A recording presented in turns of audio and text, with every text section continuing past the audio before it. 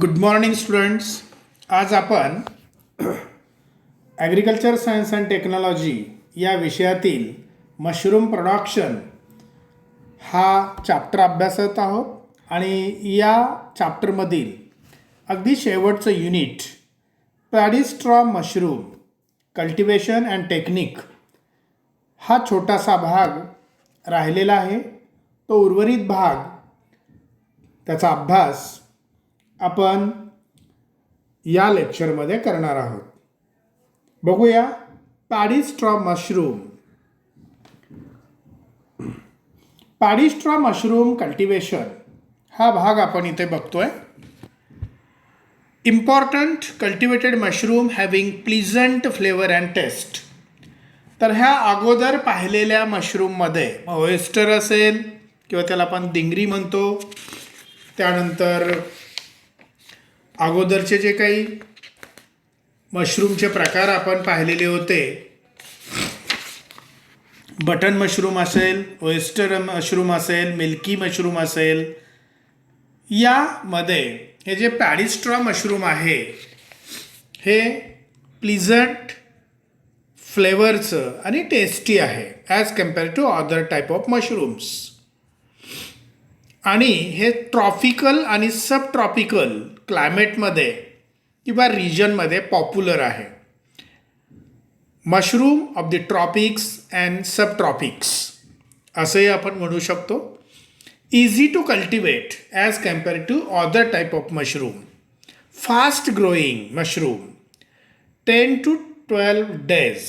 तर 10 ते 12 दिवसामध्येच हार्वेस्टिंगला येणारं फास्ट ग्रोईंग आणि इझी टू कल्टिवेट असं हे मशरूम आहे with pleasant flavour and taste. It is also grown on tropics and sub tropics, उष्ण कटिबंधामध्ये. Species grown. मग आता हे पॅडीस्ट्रॉ मशरूम जे आहे ते कोणत्या स्पेसीज आपण वापरू शकतो, ग्रो करू शकतो?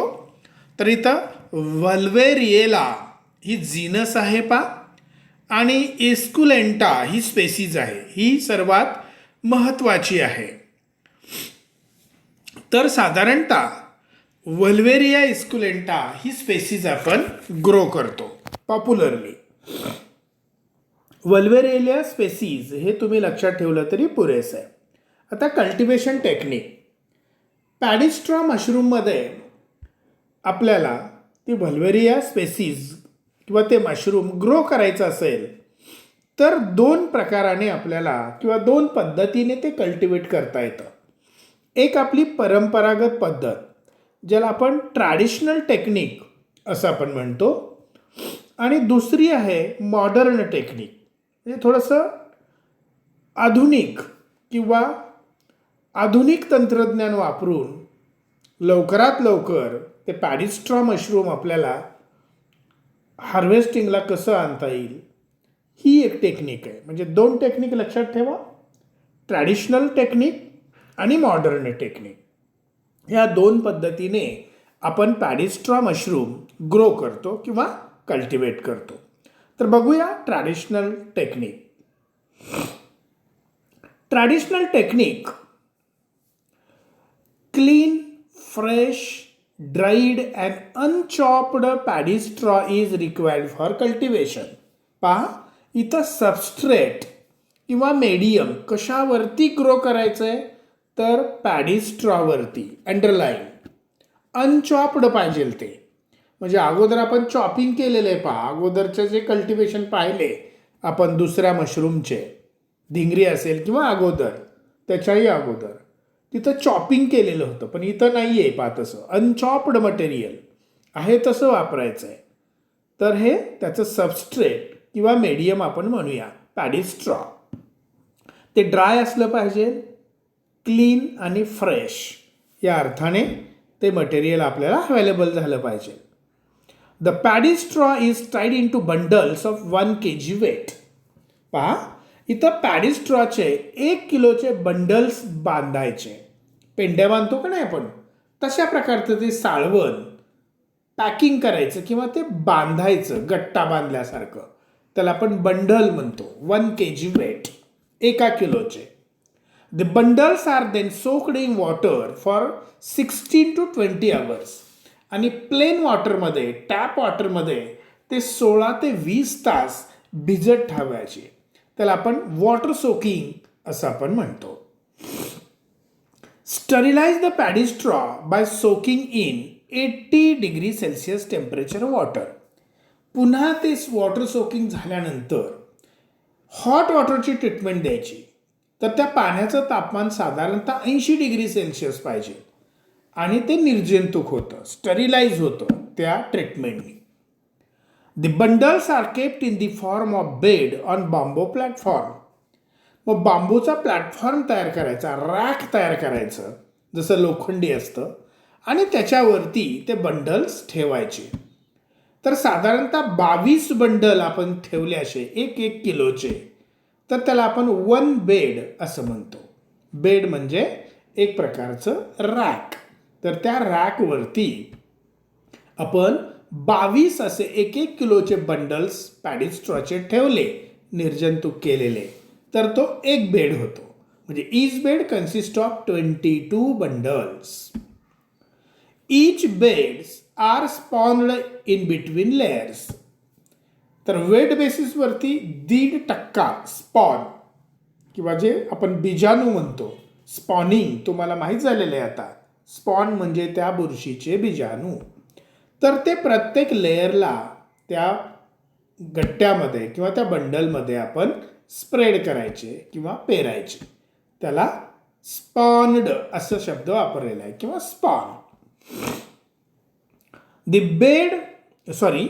त्या बेडमध्ये आणखी आपल्याला काय करायचं आहे ते स्पॉन टाकताना पहा.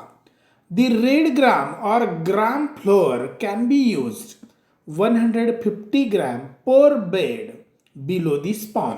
आणि ते स्पॉन टाकण्याच्या अगोदर तुरीचं पीठ, रेड ग्राम म्हणजे तूर किंवा हरभरा ग्राम, याचं 150 ग्रॅम पीठ घ्यायचं आणि त्या बेडला 22 जिथं बंडल्स आहेत ठेवलेले आपण, त्या प्रत्येक बंडलला बेडमधल्या ते आपण तिथं स्प्रेड करायचं आणि नंतर स्पॉनिंग करायचं, म्हणजे ते स्पॉन टाकायचं.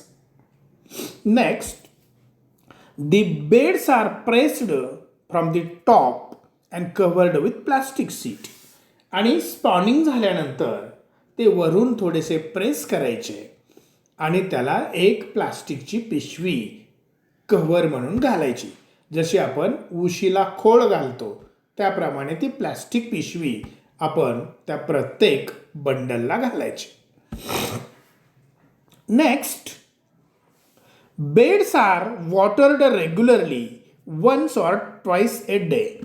आणि मग ते बेड्स जिथं 22 बंडल्स आपण ठेवलेले आहेत, तर त्याला दिवसातून एकदा किंवा 2दा पाण्याचा स्प्रे द्यायचा, फवारणी करायची ओल टिकून ठेवण्यासाठी, आर्द्रता टिकून ठेवण्यासाठी. ड्युरिंग क्रॉपिंग पिरियड, म्हणजे हे करत असताना the temperature should be 28 degree Celsius to 32 degree Celsius with relative humidity 80 to 90%. तर त्या रूमचं टेम्परेचर साधारणतः 28 ते 32 डिग्री सेल्सिअस एवढं आपल्याला हवं आहे आणि रिलेटिव्ह ह्युमिडिटी किंवा जी आर्द्रता आहे ती 90% आपण मेंटेन केली पाहिजे. Mushroom start appearing in clusters from all sides after 10 to 12 days of spawning. Spawning केल्यानंतर, कारण हे फास्ट ग्रोईंग मशरूम आहे, 10 ते 12 दिवसामध्ये तुम्हाला ते मशरूम क्लस्टरमध्ये, क्लस्टर याचा अर्थ झुपके किंवा जुडगा, अशा स्वरूपामध्ये ते क्लस्टर्स किंवा ते मशरूम तुम्हाला आलेले दिसतील. And harvested after about 3 weeks. आणि असं झाल्यानंतर ते क्लस्टर्स आल्यानंतर तुम्ही साधारणतः 3 आठवड्यामध्ये त्याचं हार्वेस्टिंग करू शकता. Each bed of 22 bundles. आता प्रत्येक बेडमध्ये आपण 22 बंडल ठेवलेले होते, तर त्याच्यातून आपल्याला जवळपास 2.5 ते 3 किलो मशरूम यील्ड मिळू शकेल. यील्ड म्हणजे उत्पादन. तर ते उत्पादन आपल्याला प्रत्येक बेडपासून which contain 22 bundles would yield किंवा give yield about 2.5 to 3 kg mushrooms. तर अशा प्रकारे ही जी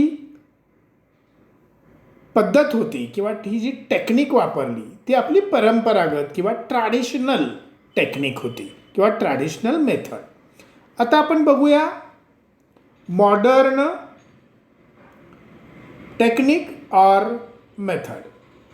आता मॉडर्न टेक्निकमध्ये काय पहा, cotton waste and rice straw म्हणजेच paddy straw 1:1 proportion, chicken manure म्हणजे कोंबडी खत 5% अँड लाईमस्टोन म्हणजे चुनखडी 3% आर मिक्स्ड टुगेदर. पहा इथं सबस्ट्रेट किंवा मेडियम फक्त पॅडी स्ट्रॉ नाही आहे. जसं ट्रॅडिशनलमध्ये आपण पाहिलं की तिथं फक्त पॅडी स्ट्रॉ हे माध्यम होतं की ज्याच्यावरती आपल्याला ते मशरूम ग्रो करायचे होते. पण इथं मिश्रण आहे. पहा कशाचं मिश्रण आहे, तर कॉटन वेस्ट, कपासीचं जे झाड असतं त्याला पळाटी आपण म्हणतो, तर त्याचे काही अवशेष, पॅडी स्ट्रॉ याचं एकास एक प्रपोर्शन, त्याचबरोबर कोंबडी खत त्याला चिकन मॅन्युअर असं आपण म्हणतो 5% आणि चुनखडी 3% त्याला लाईमस्टोन असं म्हटलेलं आहे, याचं मिश्रण तयार करायचं. And water the mixture and piled on A concrete platform. तर कॉन्क्रीट प्लॅटफॉर्मवरती म्हणजे टेरेसवरती असेल किंवा फरशीवरती असेल ते मिक्सचर पाइल्ड करायचं म्हणजे त्याचा ढीग तयार करायचा आहे किंवा असं थरावरती थर रचत त्याचा एक प्रकारचा ढीग तयार करायचा. पाइल्ड ढीग तयार करणे, टू मेक हिप या अर्थाने वापरलेला शब्द येतो. Concrete platform with the help of wooden frame. आता इथं वुडन फ्रेम वापरलेली आहे 90 centimetre into 90 centimetre into 30 centimetre म्हणजे लेंथ, त्यानंतर डेप्थ, लेंथ, विड्थ आणि डेप्थ, लांबी, रुंदी आणि खोली 90 सेंटीमीटर 90 सेंटीमीटर आणि खोल 30 सेंटीमीटर फॉर फर्मेंटेशन. तर अशा फ्रेममध्ये तो ढीग किंवा ते मिक्सचर टाकायचं फर्मेंटेशनसाठी. आता फर्मेंटेशन म्हणजे काय, तर आंबवणं म्हणजे दुधापासून दही होणं ही सुद्धा एक प्रकारची फर्मेंटेशनची क्रिया आहे. तशाच प्रकारे इथं फर्मेंटेशन करायचं. 1 pile of compost usually consists of 4 to 6 layers and is about 70 to 90 centimeter high. तर इथे एक पाईल म्हणजे ढीग या अर्थाने वापरलेला शब्द आहे. तर त्याच्यामध्ये 4 ते 6 लेयर्स असतात. The process of fermentation is completed within 2 to 4 days.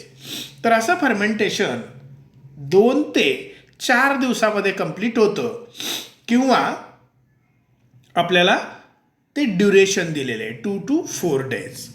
After preparation of bed the pasteurisation is done at 60 to 62 degree Celsius for 4 hours. आणि मग त्याचे बेड्स तयार केल्यानंतर त्याचं निर्जंतुकीकरण किंवा स्टरिलायझेशन पाश्चरायझेशन करायचं आहे 60 ते 62 डिग्री सेल्सिअस टेम्परेचर 4 तासासाठी वापरून. Next, when the straw or compost is ready for spawning, the spawn is used. आणि ज्या वेळेला तो बेड स्टरिलाइज होईल तर त्याच्यावरती आपल्याला स्पॉनिंग करायचं आहे की जे आपण नेहमी करतो. स्पॉन म्हणजे बीजाणू. Near about 4 days are required for completion of spawn run. आणि मग स्पॉन टाकल्यापासून मायसेलियम तयार होईपर्यंत त्याला आपण स्पॉन रन पिरियड म्हणतो. तो साधारणतः 4 दिवसाचा असतो. On the 5th day after spawning, primordia of fruit bodies appear. Primordia fruit bodies म्हणजे त्या मशरूम जर्मिनेट झाल्यानंतर पिनहेड्स तयार होतात. म्हणजे ते आपल्याला दिसून येते की ते आता वरती येत आहे, ग्रो होत आहे. त्याला प्रायमोर्डिया ऑफ फ्रूट असं आपण म्हणूया किंवा फ्रूट बॉडीज तयार होतेत असं आपण म्हणूया. It usually takes 4 days to develop to the stage of harvesting. आणि हे साधारणतः 4 दिवसामध्ये आपल्याला दिसून येतं आफ्टर स्पॉनिंग आपण म्हणूया किंवा स्पॉनिंग झाल्यानंतर. Maximum 2 flushes can be harvested. आणि अशा प्रकारच्या मॉडर्न टेक्निकमध्ये आपल्याला 2 वेळेला त्या मशरूमचं हार्वेस्टिंग करता येतं. पहिला फ्लश आणि दुसरा फ्लश. फ्लशेस म्हणजे बहर या अर्थाने, म्हणजे ते मशरूम आले, ते कट केले की दुसऱ्या प्रकारचे दुसऱ्या त्या बेडमधून, जसं आपण घास कट करतो पहा, एकदा कट केला की पुन्हा तो वाढतो, तशा प्रकारे इथे 2 फ्लश आपल्याला मिळू शकतील. तर हे झाले आपण पॅडी स्ट्रॉ मशरूम कशा प्रकारे आपण कल्टिवेट करतो, कशा प्रकारे ग्रो करतो, हे आपण आज इथे पाहिलं. त्याच्यामध्ये 2 टेक्निक आपण अभ्यासल्या, एक ट्रॅडिशनल टेक्निक आणि दुसरी जी आहे ती मॉडर्न टेक्निक. तर या मशरूम प्रोडक्शनमध्ये अतिशय महत्त्वाचा टॉपिक आहे.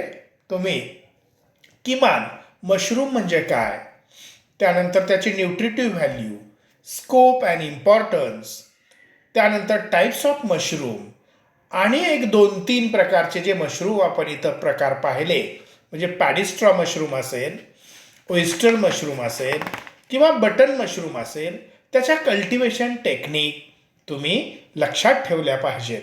सबस्ट्रेट कसा तयार करायचा, मीडियम कुठलं वापरायचं, त्या मीडियम आणि सबस्ट्रेटमध्ये मटेरियल कोणतं आपण वापरतो, त्यानंतर स्टरिलायझेशन कसं करायचं, पाश्चरायझेशन कसं करायचं, स्पॉन म्हणजे काय, स्पॉन रन म्हणजे काय, त्यानंतर क्रॉपिंग म्हणजे काय.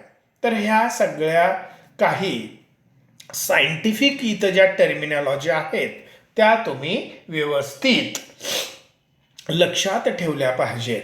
ते स्पॉन असेल, स्पॉन रन असेल, मायशेलियम असेल, त्यानंतर क्रॉप मॅनेजमेंट असेल, या सगळ्या गोष्टी मशरूम प्रोडक्शनमध्ये महत्त्वाच्या आहेत.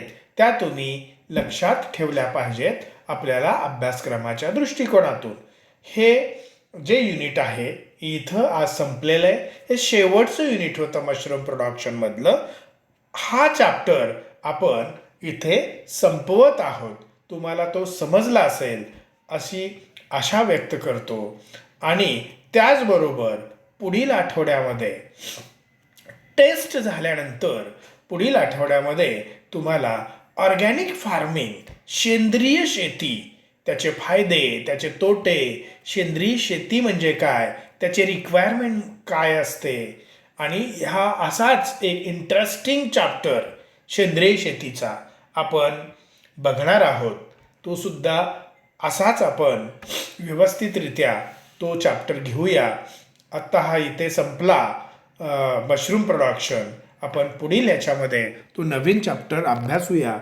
आणि हे जे शेवटचं युनिट आपण होतं हेही तुम्हाला समजलं असेल पॅडिस्ट्रॉ मशरूमचं. तर आपण इथंच थांबूया. धन्यवाद.